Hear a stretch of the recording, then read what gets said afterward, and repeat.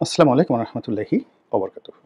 সম্মানিত দর্শক, রাজনীতির ময়দানে বিএনপি হঠাৎ একা হয়ে পড়েছে, নিঃসঙ্গ। এবং বিএনপি রাজনীতির যে সরব উপস্থিতি, সেটি নীরব হয়ে গেছে। তাহলে নিঃসঙ্গ এবং নীরবতা। বিএনপি রাজনীতির যে গতি এবং প্রকৃতি ছিল, ধরন ছিল, পুরোটা এলোমেলো হয়ে গেছে। তাদের গতি একেবারে স্তমিত হয়ে গেছে এবং সেই গতি আবার নতুন করে চালু করা এটি সম্ভব হতেও পারে, নাও হতে পারে। আওয়ামী লীগ জামানাতে আওয়ামী লীগ যেভাবে বিএনপিকে বারবার প্রভোগ করেছে, প্রভোগ করে কখনো রাজপথে নামিয়েছে, কখনো জেলে নিয়েছে, কখনো নির্বাচনে এনেছে এবং এভাবেই সেই ১৫টি বছর বিএনপি প্রতারিত হয়েছে, বঞ্চিত হয়েছে এবং রাজপথে মারাত্মক বিপর্যয়ের মুখোমুখি হয়েছে সরকারি বাহিনী এবং রাষ্ট্রযন্ত্রের কাছে। বিএনপি রাজনৈতিক নেতাদের রাজনৈতিক বোধ এবং বুদ্ধি, তাদের অর্থনৈতিক ভিত্তি এবং শক্তি এবং তাদের সিদ্ধান্ত নেওয়ার যে ক্ষমতা, এই পুরো জিনিসটি আওয়ামী লীগ জমানাতে ধ্বংস করে দেওয়া হয়েছে। ফলে রাতারাতি একটা সঠিক সিদ্ধান্ত নেবে, তারপর রুখে দাঁড়াবে এবং স্ট্যাবল অবস্থায় সেনাপতির মতো জয় অথবা পরাজয়, ওইরকম একটা কথার উপর সাস্টেইন থাকবে। এটি যে বিএনপি নেই তা আমরা গত ১০ মাসে দেখতে পাচ্ছি। বিএনপি এখনও জনাব তারেক রহমান সাহেব যেটা বলেন ওটার সঙ্গেই সবাই একমত পোষণ করেন। ওখানে ভিন্ন মত, আলোচনা, সমালোচনা বা নেতা সবার কাছ থেকে পরামর্শ নিয়েছেন, তারপরে সিদ্ধান্ত দিয়েছেন, অথবা নেতার পরামর্শ সবাই কায়মনোবাক্যে মেনে নিয়েছে, নট লাইক দ্যাট। যেটি হয়েছে, হঠাৎ করে নেতা একটি সিদ্ধান্ত নেন, পরিকল্পনা দেন, প্রোগ্রাম দেন, আর অমনি বিএনপির যারা লোকজন তারা সেটা মান্য করার জন্য ঝাঁপিয়ে পড়ে।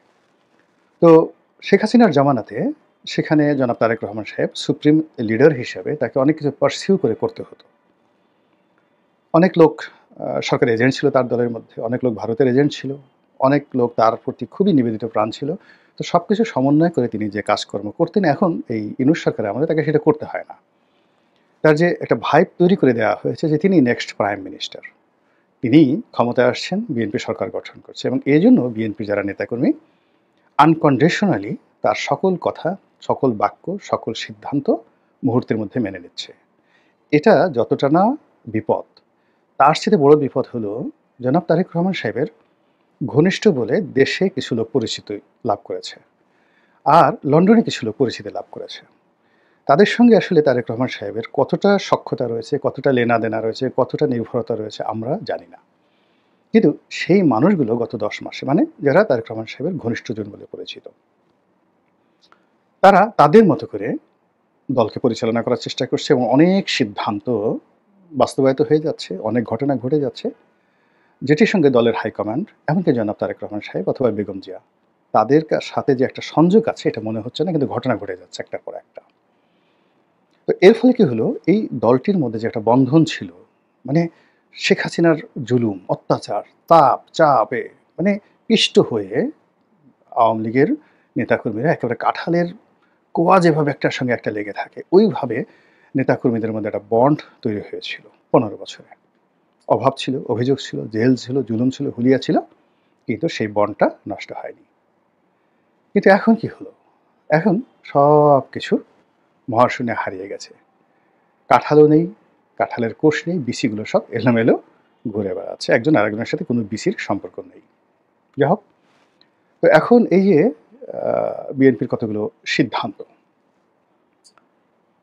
অনেকগুলো সিদ্ধান্ত, যেই সিদ্ধান্ত নেতাকর্মীদের মধ্যে বিভ্রান্তি তৈরি করেছে, অনেকগুলো কর্মকাণ্ড যেটা আপাত দৃষ্টিতে নেতা মনে করছেন যে এটা দলকে সে প্রমোট করছে, কিন্তু আলটিমেটলি তিনি যাদেরকে দায়িত্ব দিয়েছেন তারা যে জেলায় যাচ্ছে, বিভাগে যাচ্ছে, ওখানে গিয়ে পুরনো বিভক্তি আরও নতুন করে দানা বাঁধছে।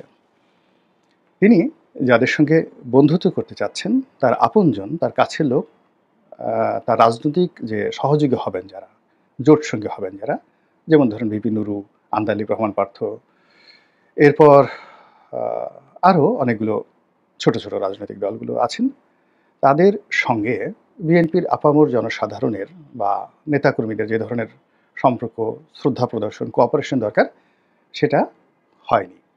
বরং উল্টো তারা অপমানিত হয়েছে, লাঞ্ছিত হয়েছে। ফলে কি হলো, এই তারেক রহমান সাহেবের যে বন্ধুত্বের যে বন্ধন, সেই বন্ধনটা ছিন্ন হয়ে গেছে গত কয়েক মাসে। এবং সবচেয়ে বড় বিপদ এবং বিপত্তি হয়েছে এই লন্ডনের যে বৈঠক, জনাব তারেক রহমান সাহেব ভার্সেস ডক্টর মোহাম্মদ ইউনূস সাহেব। এবং এই বৈঠকের ফলে রাজনীতির যে চিরাচরিত যে বন্ধন, হিসাব নিকাশ সব এলোমেলো হয়ে গেছে।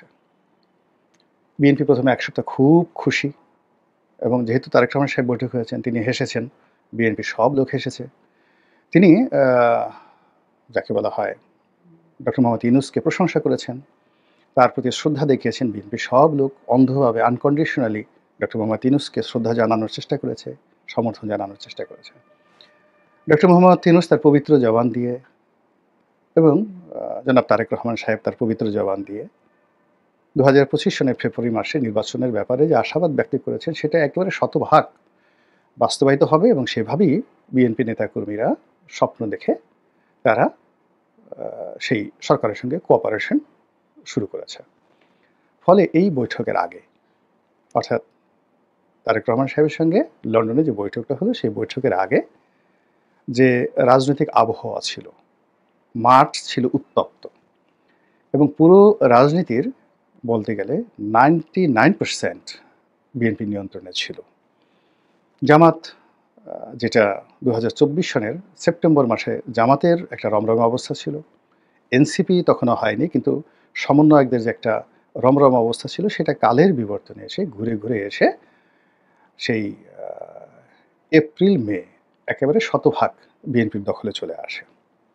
স্কুল, কলেজ, মাদ্রাসা, বিশ্ববিদ্যালয়, যেখানে জামাত, শিবির এবং ছাত্র সমন্বয়কদের একচেটিয়া দাপট ছিল 2024 সন পর্যন্ত। 2025 সনের জানুয়ারি ফেব্রুয়ারি এসে এটা ধীরে ধীরে বিএনপির কর্তৃত্বে চলে আসে। এখন পথ ঘাট মাঠ পুরোটাই তাদের দখলে, এবং সেই দখলের আমরা কিছু নমুনা দেখেছি। যে ডক্টর মোহাম্মদ ইউনূসকে চ্যালেঞ্জ জানিয়ে যখন দক্ষিণ সিটি কর্পোরেশনের মেয়র পদে শপথ পড়ানোর জন্য এরশাক প্রধান উপদেষ্টার বাসভবন ঘেরাও করলেন এবং দক্ষিণ সিটি কর্পোরেশনে ঘেরাও করলেন, কার্যত তখন সরকার এতটা অসহায় হয়ে গেল। আমরা যেটা শুনেছি যে প্রেস সচিব জনাব শফিক, তিনি মির্জা ফখরুল সাহেবকে টেলিফোন করে তারপর সেই এরশাকের যে ঘেরাও কর্মসূচি, যমুনা ঘেরাও কর্মসূচি, সেটাকে সরিয়ে নেওয়ার জন্য অনুরোধ করেন, এবং মির্জা ফখরুল সাহেব তাকে, সরকারকে সেই ব্যাপারে সাহায্য করেন। অর্থাৎ এইরকম একটি অবস্থা ছিল, যেখানে এনসিপি যে কাজগুলো করছে সেটি ইউনূসের গ্রিন সিগন্যালে করে, কিন্তু বিএনপি আসলে কারো গ্রিন সিগন্যালে নয়, তাদের যে কোনো জিনিস করার, আদায় করার একটা আবহাওয়া তৈরি হয়েছিল এই লন্ডন বৈঠকের ফলে পূর্বে। কিন্তু লন্ডন বৈঠকের পরে এই পুরো রাজনীতির যে উত্তাপটি, রাজনীতির যে শক্তিটি গত 10 মাসে বিএনপি ধীরে ধীরে অর্জন করে লন্ডন বৈঠকের আগ পর্যন্ত এমন একটা এক্সট্রিম পর্যায়ে চলে গিয়েছিল যে এরশাক আসলে ঢাকার মেয়র, শপথ পড়ালেও মেয়র, না পড়ালেও মেয়র, এরকম একটি অবস্থা তৈরি হয়ে গিয়েছিল। কিন্তু যেই বৈঠকটি হলো, উনি বাংলাদেশে আসলেন, বিএনপির উত্তাপ কমতে কমতে কমতে কমতে একেবারে শূন্যতে চলে আসলো। বিএনপি নেতারা খুবই খুশি, সরকার তাদের হয়ে গেছে, তারাই সরকারে আসছে, ডক্টর মোহাম্মদ ইউনূসকে সরকারের কাজে লাগানো হবে, ভবিষ্যতে তাকে প্রেসিডেন্ট করা হবে। এই কথা বলে যখন তারা মুচকি মুচকি হাসছেন, বিধাতা হয়তো সবার অলক্ষ্যে অন্য হিসাব করছেন এবং তিনিও হাসছেন। এবং সেই যে বিএনপির হাসি, আজকের এই ভিডিওটি যখন করছি 29 তারিখ জুন মাসের, এই দিন রীতিমতো কান্নায় পরিণত হয়েছে। বিএনপি নেতাদের মুখে হাসি উধাও হয়ে গেছে, মন ভার, এবং তাদের মনে নানা রকম আশঙ্কা, নির্বাচন নিয়ে আশঙ্কা, নিজেদের রাজনৈতিক ভবিষ্যৎ নিয়ে আশঙ্কা, তাদের নেতার দেশে ফেরা নিয়ে আশঙ্কা, এবং তাদের যারা প্রতিপক্ষ তাদের বিজয়, ডক্টর মোহাম্মদ ইউনূসের ক্ষমতা দীর্ঘায়িত হওয়া, তারপর তাদের একেবারে এই মুহূর্তে ঘোরতর শত্রু জামাত, তাদের হঠাৎ করে রাজনীতিতে বিস্ফোরণমূলক উন্নয়ন, এটি দেখে তারা রীতিমতো কিংকর্তব্য বিমূঢ় হয়ে গেছে। চরমোনাই পীর সাহেবকে সামনে রেখে জামাত এবং অন্যান্য রাজনৈতিক দলটা, যাদের একটা বিরাট অংশ বিএনপির সঙ্গে ছিল, সাথে ছিল, তারা যেভাবে একই মঞ্চে উঠেছে এবং বিএনপি যে দাবিগুলো সরকারকে করে আসছে, অর্থাৎ সংখ্যানুপাতিক হারে নির্বাচন হবে না, এটা বিএনপির কথা। আর ছোট ছোট রাজনৈতিক দলগুলো তারা জানে যে এককভাবে কোনো একটা পার্টির সঙ্গে তারা নির্বাচন করে পারবে না। তো সেক্ষেত্রে সারা বাংলাদেশে তাদের যে ছড়িয়ে ছিটে ভোট রয়েছে, এখন যদি একটা সংসদ সদস্য প্রার্থীর জন্য স্ট্যান্ডার্ড 1 লক্ষ ভোট নির্ধারণ করা হয়, তো সারা বাংলাদেশে যদি 30 লাখ ভোট কেউ পায়, তাহলে সে 30টা সিট পেয়ে যায় এবং চরমোনাই একেবারে নির্ঘাত 30 লাখ ভোট পাবে সারা বাংলাদেশে। জামাত সারা বাংলাদেশে 50 লাখ ভোট পাবে, 50টা সিট তার হয়ে যাবে। ভিপি নুরু তার নির্বাচনী এলাকায় সে এককভাবে বিএনপির ধানের শীষ নিয়ে দাঁড়ালে 50-50 হতে পারে, নাও হতে পারে, কিন্তু সে যদি প্রার্থী দেয় পটুয়াখালী জেলায় বিভিন্ন জায়গাতে, সব মিলিয়ে সে যদি দেখা গেল সারা বাংলাদেশে 3 লাখ ভোট সে পেল, তাহলে তার দলের 3জন এমপি হয়ে গেল, সে নিজে রাশেদ হয়ে গেল, আর এক ছেলে যে এনেছে ওই গণ অধিকার পরিষদ ভেঙে গেছিল রেজা কিবরিয়ার সঙ্গে, সেখান থেকে আসছে, এরকম 3জন। মূলত নুরু 3টি পদের জন্য বিএনপির সঙ্গে বার্গেনিং করছিল, কিন্তু সেখানে দুটো রাশেদ আর তাকে কনফার্ম করা হয়েছে, আরেকজনকে হয়নি এখনো। কিন্তু সে যদি ভিন্ন হয় তাহলে কম করে হলে সে 3টি সিট পায় এবং ভালো প্রার্থী পেলে, মানে নুরুর সাথে যদি আরও 2-4 জন ভালো প্রার্থী যোগে এবং জামাতের যোগাযোগ হয়, এই কয় মাস সে যদি নির্বিঘ্নে সারা বাংলাদেশে চালাতে পারে, তাহলে হয়তো দেখা গেল সে যদি সারা বাংলাদেশে 5 লাখ ভোট পেয়ে যায়, তাহলে তার 5জন এমপি প্রার্থী তার দলের। এমনকি পার্থ, আন্দালিব রহমান পার্থ, এ এখন বিএনপির সঙ্গে আছে। কিন্তু বিএনপির মনোনয়ন ছাড়া তো পার্থ সর্বোচ্চ যদি নিউট্রাল ইলেকশন হয়, সে হয়তো ভোলার একটা আসন থেকে পাশ করে আসতে পারে 50-50। কিন্তু যদি সংখ্যানুপাতিক ইলেকশন হয়, পার্থর যে ব্যক্তিগত ইমেজ, সেই ব্যক্তিগত ইমেজে সে 30 লাখ ভোট পাবে সারা বাংলাদেশে। অর্থাৎ তার যে প্রার্থী ইয়াং, ঢাকার শহরে সে যাদেরকে টার্গেট করবে, তার যে এলিট গ্রুপগুলো আছে এবং সে টাকা খরচ করতে পারবে, সারা বাংলাদেশে নির্ঘাত সে 30 লাখ ভোট পাবে। এবং ভোলাতেও সে না হলেও 5 লাখ ভোট শুধু ভোলা জেলা থেকেই তার এবং তার বাবার যে কর্মকাণ্ড, সেখান থেকে 5 লাখ ভোট আনতে পারবে। তাহলে পার্থ যদি সংখ্যানুপাতিকভাবে ভোট হয়, ভোট হওয়ার ফলে সে যদি 10টা, 15টা, 20টি সিট পেয়ে যায়, তাহলে সে কেন বিএনপির সঙ্গে থাকবে আপনি বলেন তো? এমনকি যে বাম দলগুলো সারা বাংলাদেশে, যারা কোনোদিন সিট পায়নি কিন্তু তাদের ভোট আছে সারা বাংলাদেশে এবং ডেডিকেটেড প্রার্থী, এবং তাদের সেই ভোট 10,000, 20,000 করে তারা পাবে, এবং সেই সংখ্যানুপাতিক হিসাবে দেখা গেল সিপিবির মতো দল, বাসুদের মতো দল সারা বাংলাদেশে 5 লাখ ভোট তারা পাবে পাবে পাবে, দুটো দলই পাবে, এবং সেক্ষেত্রে দেখা গেল তারা এমপি হয়ে যাবে। কেন তারা বিএনপির সঙ্গে থাকবে? জোনায়েদ শাকিরের এই অবস্থা। জোনায়েদ শাকি এককভাবে যদি দাঁড়ায়, কিন্তু জোনায়েদ শাকি তার যে কথা বলার ধরন, প্রকৃতি, সে যদি সারা বাংলাদেশে মুভ করে, সেও হয়তো 2 লাখ 3 লাখ ভোট পাবে, তার দলে নিজে হবে, তার স্ত্রীকে এমপি বানাতে পারবে।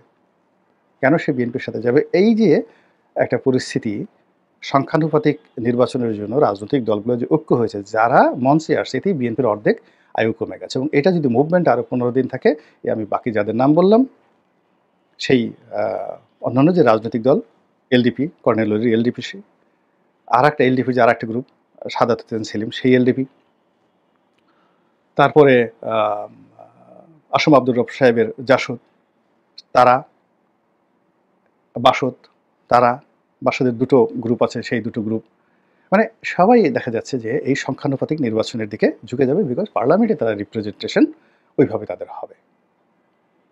আর এই যে সংখ্যানুপাতিক নির্বাচনের যে ধারণাটি প্রথমে দেওয়া হয়েছিল সরকারের পক্ষ থেকে, এটা কিন্তু মাঠে মারা গিয়েছিল। এটি নিয়ে কেউ কথা বলেনি, এমনকি জামাতও কথা বলেনি। জামাত তখন এই প্রচলিত রাজনীতিতে এগোনোর জন্য চেষ্টা করছে। ঠিক সেই সময়টাতে লন্ডন বৈঠকের পর এটা আবার নতুন করে সামনে আসলো। এখন বিএনপিটা কীভাবে মোকাবেলা করবে? এবং আপনারা জানেন যে একবার যদি কেউ ভয় পেয়ে যায় এবং রাজনীতির ময়দানে একবার যদি কেউ ব্যাক ফুটেজে চলে যায়, একবার যদি কোনো উত্তাপ নষ্ট হয়ে যায়, সেই উত্তাপ সাধারণত তৈরি করা যায় না।